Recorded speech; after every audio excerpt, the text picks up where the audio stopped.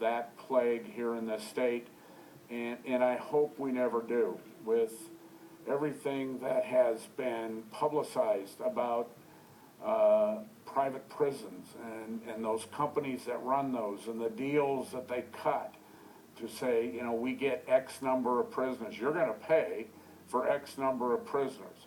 Regardless if the beds are full or not, you're going to pay for X number of prisons.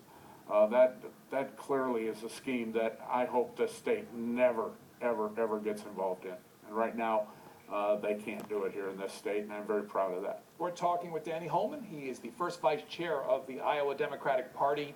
Let's hear from Roger. Roger is in Council Bluffs, Iowa. Hi.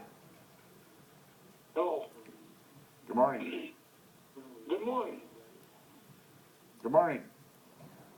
Good morning. Roger, go ahead. You're on. Oh, I'm sorry. I was mainly about these, how do you call it, your limit controls on your senators and et cetera. To me, this ain't really an issue for being settled in a democracy thing. We the people, like I'm doing here, sitting here watching the C-SPAN, we're the ones that can do it. All we've got to do is get off our rear end, our votes. We put a person in office or take him out. We don't need other people to control that. I don't feel it's that there.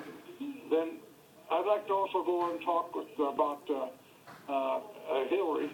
You know, what the people's calling her a liar, I don't understand where they see the point other than what other people say, because she has never, I heard her comment about her emails one way or the other, and the same way on this Bosnia deal. You see, as Secretary of State, I feel that she can't talk about her duties as Secretary of State. So I feel she's done a wonderful job there, instead of listening to people that say that she is wrong doing these things. Well, my opinion of Hillary Clinton may be different than others. I have known Hillary Clinton since 1991. I have a personal story about my relationship with Hillary Clinton. Like I said earlier, in 2007, my son was hit by an IED in Iraq. When I got the phone call, I was on vacation. That's a tough call to receive for a parent, and I know that there are a lot of other parents that have received tougher calls than I did. My son was alive.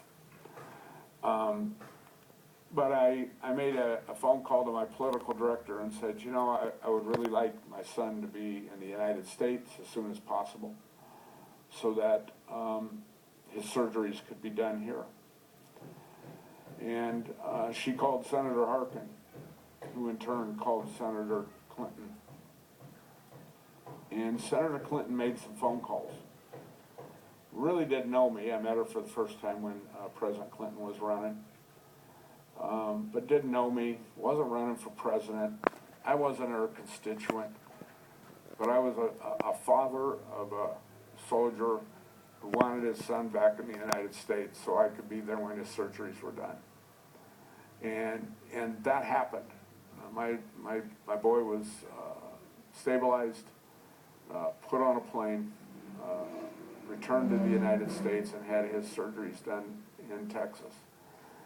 So when people talk to me about her being a liar, about her not caring, about her not really caring for anything other than herself and her family, that's not the Hillary Clinton that I know. And every time I have the privilege of seeing her and talking to her, she always asks about my son. She asks about my 20-year-old daughter, who's a junior at the University of Northern Iowa. She asks about my family.